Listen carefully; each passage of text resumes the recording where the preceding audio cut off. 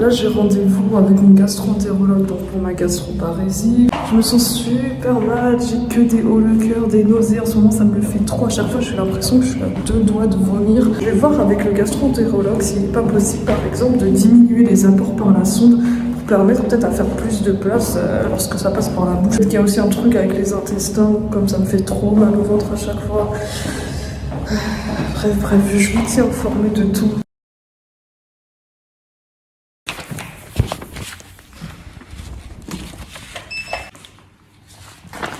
Bon.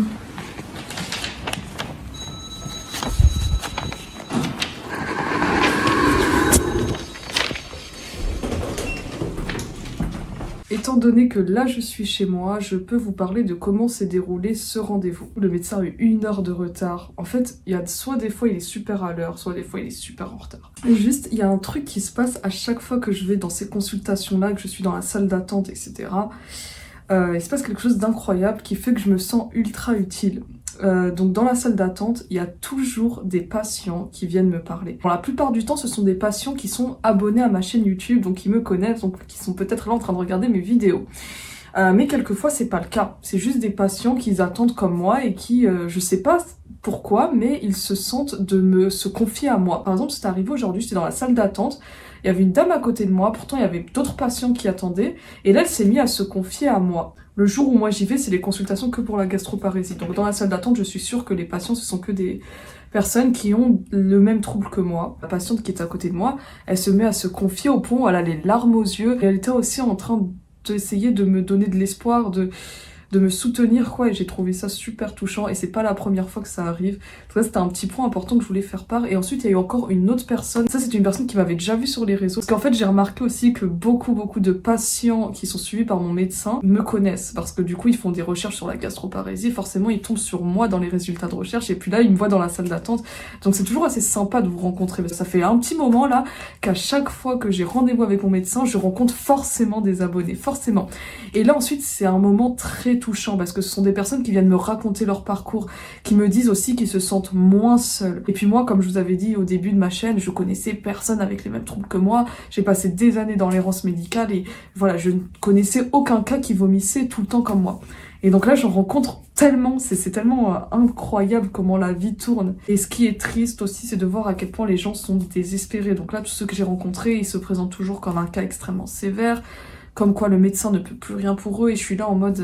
J'aimerais tellement faire un truc pour eux, j'aimerais tellement les aider, je comprends tellement ce qu'ils ressentent, ce qu'ils souffrent, par quoi ils sont passés, parce que j'ai vécu la même chose tout simplement. Ça va outre la réalité, c'est aussi sur les réseaux, il y a tellement de personnes désespérées qui ont le même diagnostic, pour qui on peut plus rien, qui me demandent à l'aide. En fait, des fois, j'ai l'impression qu'ils veulent plus aller vers moi que vers un médecin, parce qu'ils veulent plus aller vers une personne qui les comprend. Et là, je me sens impuissante. En fait, tout ce que je peux faire, c'est vous témoigner de mon vécu, de vous témoigner de ce que je vis pour que ça puisse vous aider.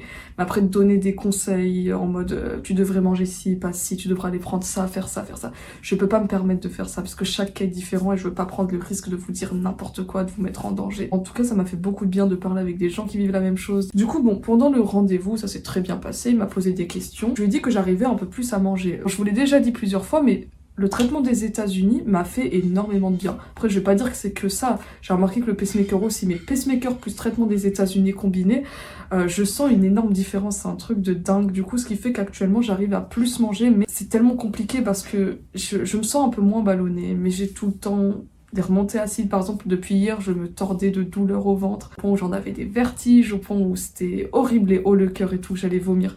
Bref, c'est compliqué. En fait, si je mange suffisamment, je vomis, c'est comme d'habitude. Si je mange un peu plus, j'ai plein de symptômes, je suis à 2 doigts de vomir. Si je mange un peu, c'est pas suffisant.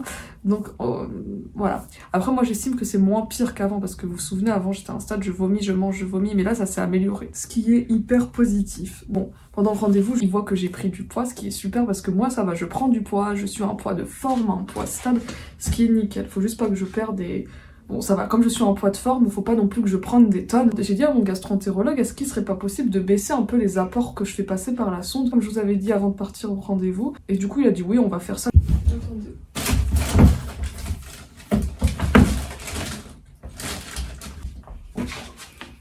Voilà, d'habitude je faisais passer tout ça au quotidien.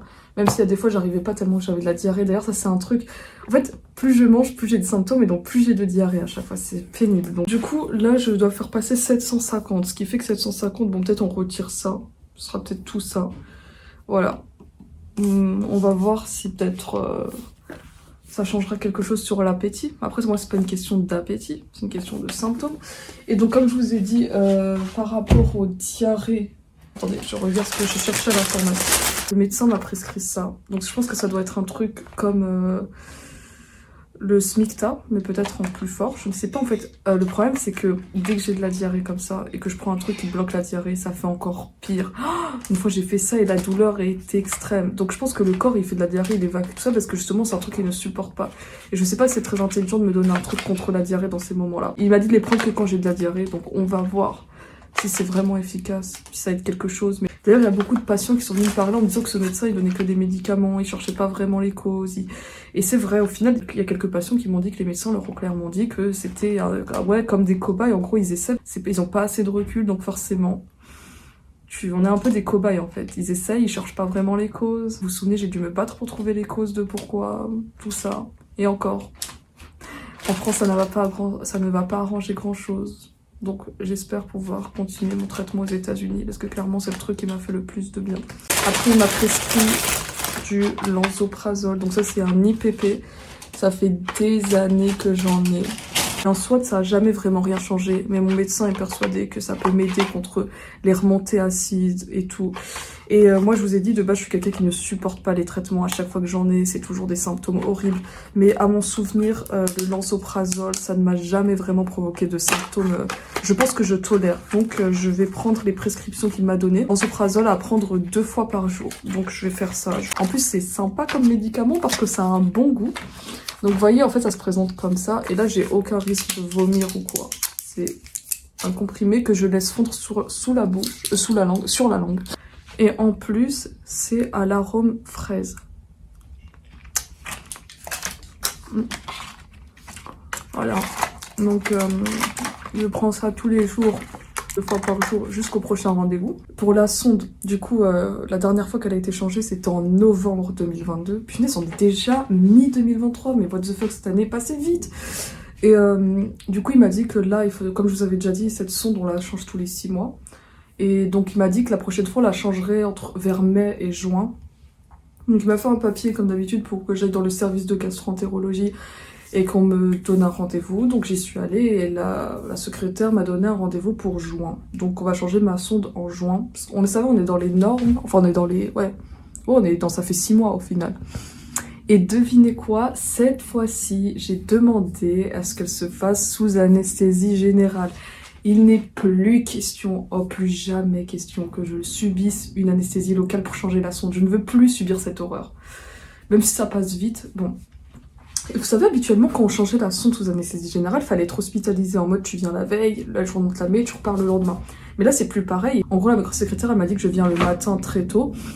Donc je passe direct au bloc. Donc je suis pas hospitalisée, je serai pas dans une chambre, etc. Je vais directement au bloc opératoire. On me rechange la sonde. Et après, je suis en salle de réveil. Et du coup, après, quelqu'un de ma famille vient me récupérer directement dans la salle de réveil.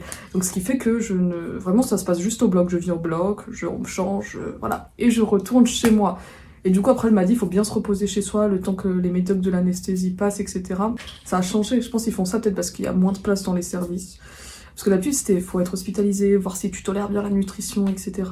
Ça me stresse moins. Après, c'est stressant de passer au bloc et tout, mais au moins, je m'endors, tout se change, je me réveille, c'est comme si rien s'était passé. Une fois que le rendez-vous s'est fini, je suis rentrée chez moi, et là, dans le trajet du retour, il y a quoi? Une abonnée qui me reconnaît, qui vient vers moi et qui me demande un autographe. C'est la première fois de ma vie que quelqu'un me demande un autographe. C'est déjà arrivé plusieurs fois qu'on me reconnaisse, qu'on me fasse un câlin, qu'on prenne... Désolée en fait si j'ai l'air un peu blasée, je suis fatiguée. Mais là, c'est la première fois qu'on me demande un autographe. J'étais vraiment surprise. Et j'ai écrit mon prénom au début, c'était mal fait. Après, j'ai réécrit mon prénom. Et après, j'ai fait 2 petits cœurs. Et j'étais en mode... J'ai pas du tout l'habitude de faire des autographes, mais bon, tiens, est-ce que ça ne va? Waouh, c'est incroyable. Vraiment, ces temps-ci, à chaque fois que je sors ou que j'aille, quelqu'un me reconnaît. Vraiment, ça fait super plaisir. C'est très touchant, en fait, que vous venez vers moi. Bon, du coup, let's go, je vais me brancher. on va faire ça ensemble pour conclure cette vidéo.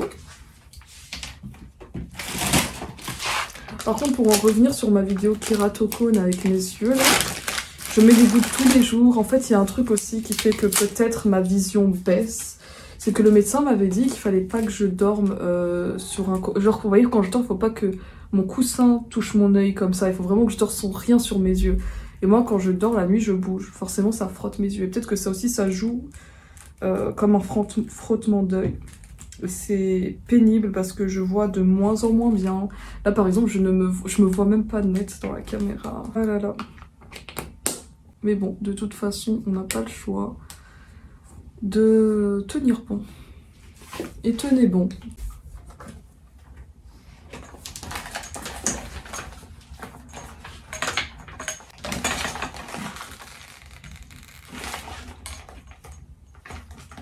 Voilà, en tout cas, le rendez-vous s'est très bien passé. D'ailleurs, ça me fait encore mal à la gorge. Bon, bah, cette seringue, je vais devoir la changer. Ah, c'est vrai que ces temps-ci, je faisais beaucoup moins de vidéos. D'habitude, je pensais à tout vous dire instantanément, vous donner des nouvelles. Et c'est vrai que je pensais moins à le faire. Avant, c'était un automatisme. Et là, je sens que j'ai besoin de vous m'exprimer comme d'habitude. Donc c'est pour ça que c'est vraiment très varié les périodes où je sors des vidéos.